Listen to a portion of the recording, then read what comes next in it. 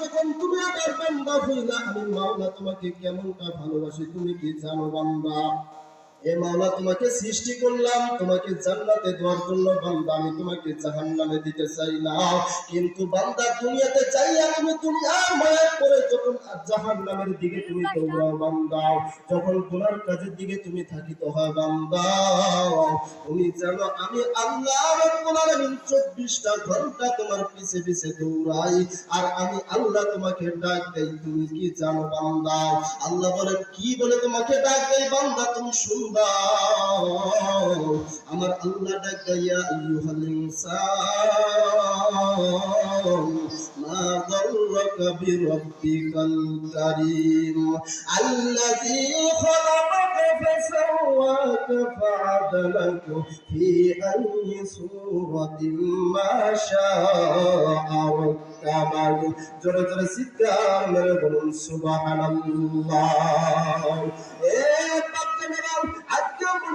পারেন আপনার মা আপনাকে জন্ম দিয়েছে, আপনার বাবা আপনাকে লালিত পালিত করেছি। এ বন্ধু রে, ওই মা বাবা আপনাকে আপনাকে কেমন ভালোবাসে আপনি জানেননি? কোন কারণবশত যখন কোন মায়ের সন্তান বাবার সন্তান যখন মা বাবার কাছে বেঈমানি করে, মা বাবার হুকুম মানে না, মা বাবা রাগ করে সন্তানকে যখন তেজ্যপুত করে দেয়, ওই মায়ের সন্তান যখন বাড়ি থেকে রওনা হয়ে চলে যায়, আপনার আমার মা আপনার আমার বাবার পাশে বসিয়া ডাকে আমার প্রাণের স্বামী গো,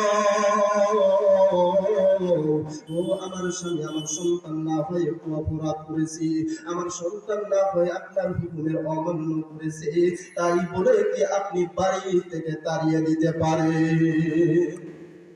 সম্মানিত দিনী ভাই, আমি এতটুকু শুধু বুঝাইতে চাই, একটা মা বাবা আপনাকে জন্ম দিয়ে, একটা মা মাত্র 10 মাস 10 দিন আপনাকে গর্ভধারণ করলো, আপনার বাবা আপনাকে লালিত পালিত করলো, ওই বাবা মার মহব্বত যদি আপনার অন্তরের মধ্যে যদি এইরকম থাকে, তো যেই আল্লাহ আপনাকে কুদরতি হাত দিয়ে সৃষ্টি করলো, ওই আল্লাহর মহব্বত আপনার কতটুকু আপনি চিন্তা করেন। আমার ভাইয়ের আমার বন্ধুরা রে, আপনার আমার মা বাবার পাশে বসিয়া ডাক বলে আমার প্রাণের স্বামী গো, না হয় আমার সন্তানটা একটু অপরাধ করেছে, দোষ করেছে স্বামী গো, তাই বলে কি আপনি সন্তানটাকে বাড়ি থেকে ফিরিয়ে দিবেন, বাড়ি থেকে তাকে তাড়িয়ে দিবেন? আমার স্বামী গো, আমি মা হয়ে সহ্য করতে পারি না, আমার সন্তানকে আমার কাছে ফিরিয়ে দাও। আমার আল্লাহ ডাকতে বান্দা,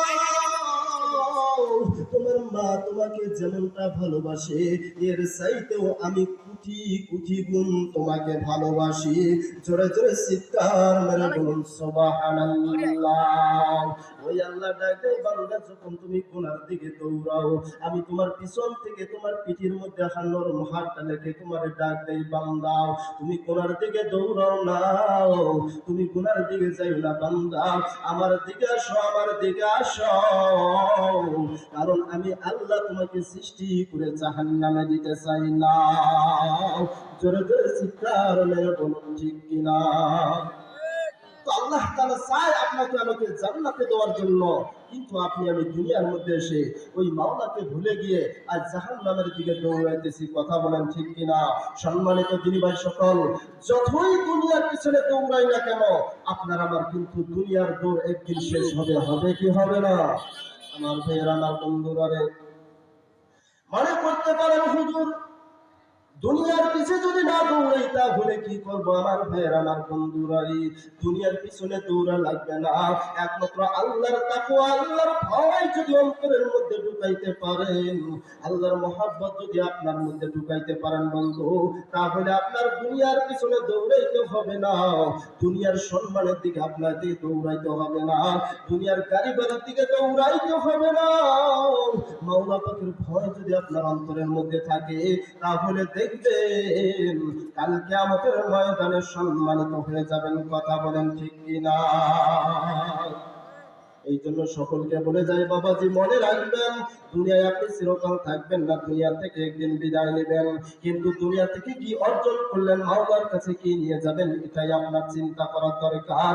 আল্লাহ রাব্বুল আলামিন আমাদের সকলকে যেন দুনিয়া থেকে নেকি অর্জন করে মাওলা পাকের নৈকট্যতা অর্জন করার তৌফিক দান করেন। সকলে বলে আমিন। এই বলে আলোচনা শেষ করলাম। আখির দাওয়ানা আলহামদুলিল্লাহি রাব্বিল আলামিন। আসসালামু আলাইকুম ওয়া রাহমাতুল্লাহি ওয়া বারাকাতুহু। আলহামদুলিল্লাহ।